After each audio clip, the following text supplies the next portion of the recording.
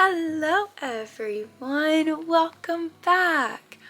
Welcome freaking back. It's the last quarter of the year. This year is over.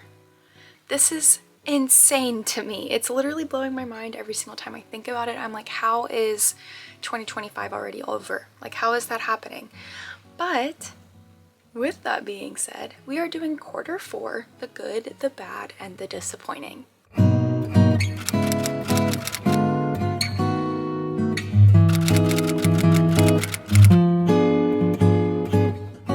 Now, in the past, I have tried to do one book per category, one good book, one bad book, and one disappointing book. The past few quarters, I haven't been able to do that or the past couple quarters, I think it was only 2. But regardless, I had such a good reading quarter that it was hard for me to just pick one.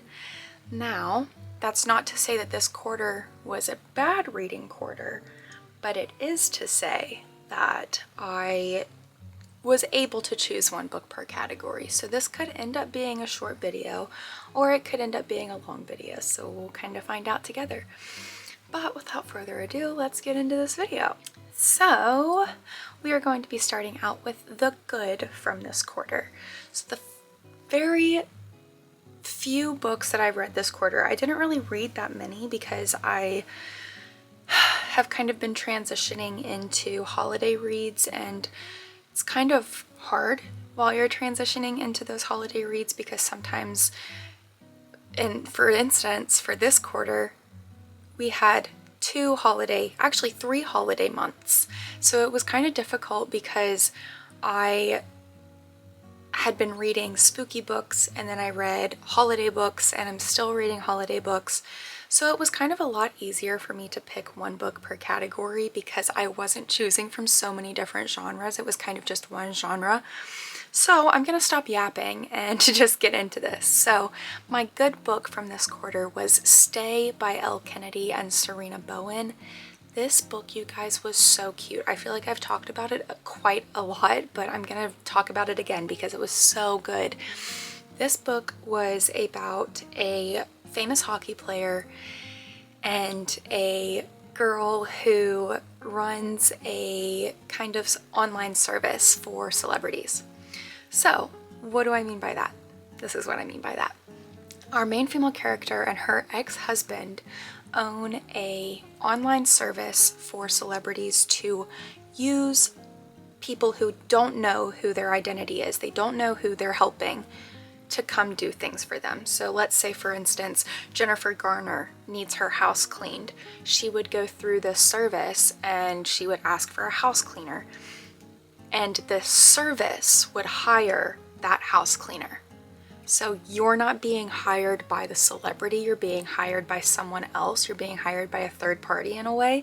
So it's helping the celebrities keep their identity secret so that in that realm, you're keeping your family safe, you're keeping you safe, you're making sure that your identity isn't like put out in the open and random people don't know where you live.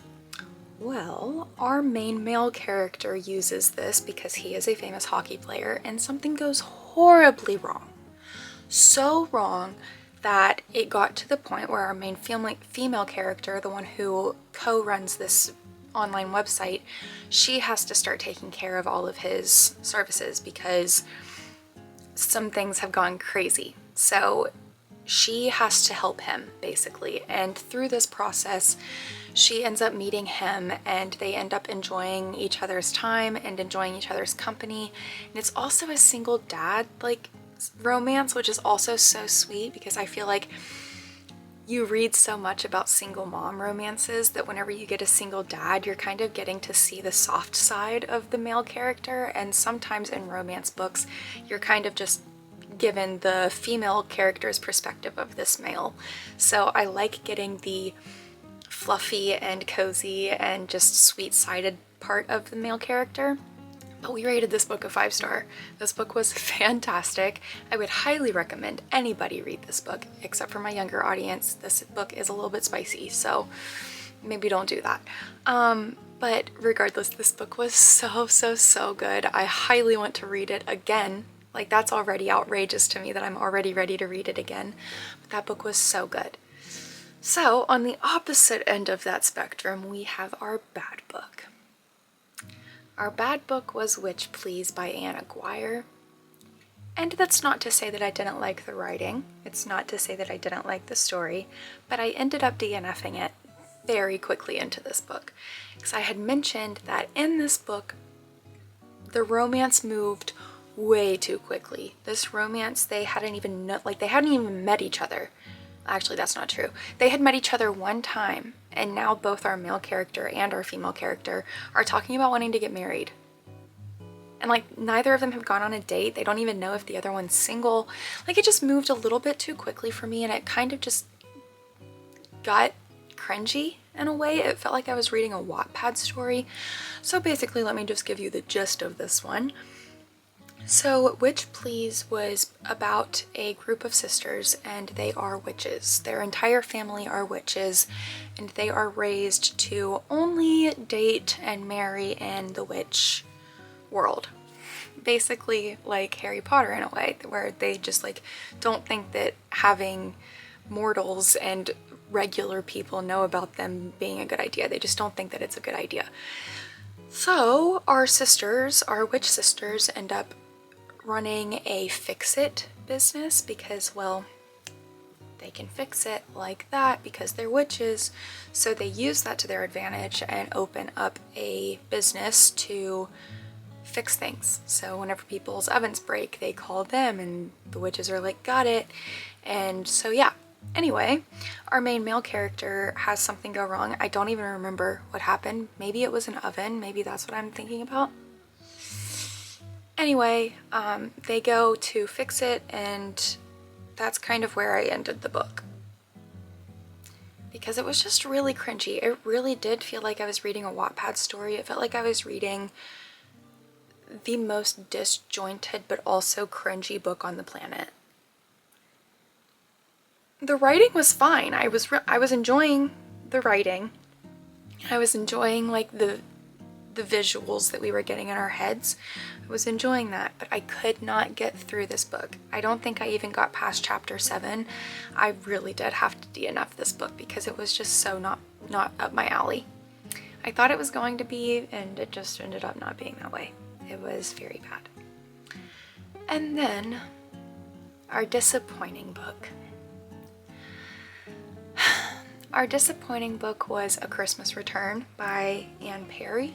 This one was a mystery in the Christmas time.